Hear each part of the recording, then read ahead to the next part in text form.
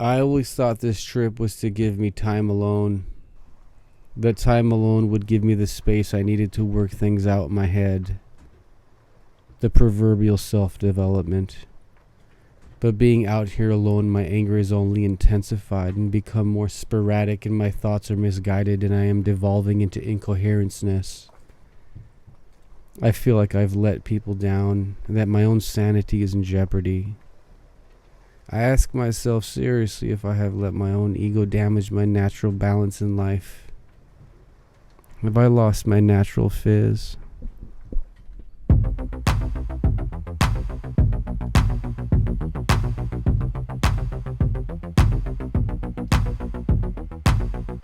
My life, like the rise and fall of great nations, in my search for you, in my struggle for the balance of world power, thirsting for more, 'cause all I've captured immediately dries. I woke up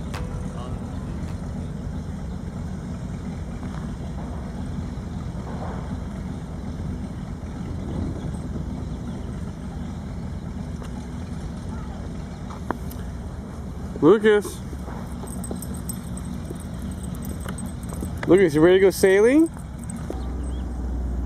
Lucas, what's this? Look at it.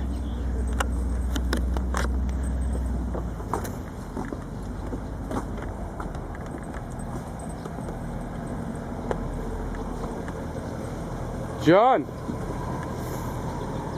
how's it going? Yeah, there he is. What do you think is the common thread that binds, boaters or people like yourselves that actually live on your boat? I have no clue. Beyond just the fact that you guys both live on boats. I have been in a number of marinas and even more anchorages where you see the people there and there's nobody anything like me. I can never determine a common thread. Maybe that's what's interesting about it. A lot of suburbs I've lived in, I see copies of me all over the place. Yeah. And in the marinas or at anchorages, don't see any copies. Maybe that's the common thread, that there is no commonality. What about the dream of breaking free? Like, what about the maybe like a countercultural type of sentiment, or kind of like a freedom, it's an attempt towards freedom, I think. It's a wanderlust, that's what it is, and Americans are uniquely blessed with a overabundance of people that have that wanderlust, to see what's over the next hill. I think in other countries, like I was talking about New Zealand, and I've been to England and even in France, those places, the people I would meet were born right over the hill, Mm-hmm. and they've been there for 1,000 years. They're not bound to go anywhere, but the people who left England, mostly, that came to the United States, and actually a lot of other places too. Of course, maybe it's because England was so ugly and cold. They all left, but they had some kind of a drive.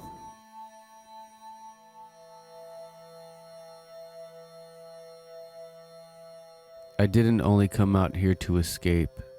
I came here to obliterate, to hit the delete button, full stop, to step into the unknown, natural existence, the thing we've always longed to know. The distance I am traveling is circular around a globe. This voyage, it brings me back around. It is as much an escape as it is a homeward-bound pilgrimage. It's not only my big adios to society, although it does feel that way, and in many ways it is. I grew up in a single-mom, low-income household in Los Angeles, California. Money was tight, and I responded to an indifferent city by putting up an emotional barrier. Our financial struggle held any lofty aspirations out of reach. Skin deep, uncompassionate flamboyance is trendy culture and a thing of charm, but turns me off. While masses flock to Hollywood for fame and fortune, I was looking out. What's more, I yearned to experience the world through sensory vividness, to enjoy the pure sensuality and natural beauty of it, so contrary to my bleak LA urban lifestyle, if that is even a possibility anymore. And so I disembark with my little family aboard my ocean-going sailing vessel Valhalla, which means heaven for the sailor. When I bought this sloop-rigged yacht from a retired Swedish family in sunny Newport Beach, California, it had already bore its name, and so I left it unchanged. The heavenly connotation seems to ring ever so clearly, especially so that the father had died a few days before I took possession. So now it's on me to accept the challenge to deliverance. Here I am motoring in the beginning of my first major leg on my circumnavigation, southbound along Baja California. Lucas and Nacho were being good sports. They were not used to the motion yet. Trailing the dinghy behind, following the chart plotter along the Sierra de San Pedro Martir mountain ranges.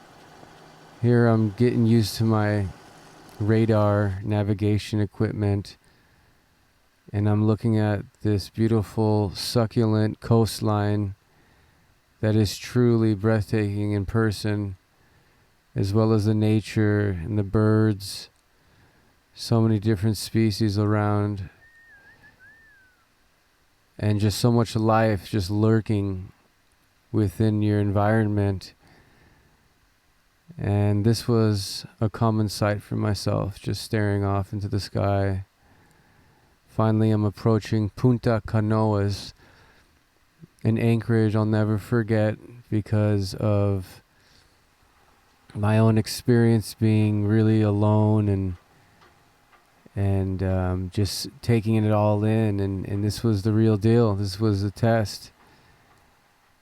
And look at this beautiful arroyo that leads down to the ocean, where the panga is used for landing, and the birds are circling around the catch from the panga.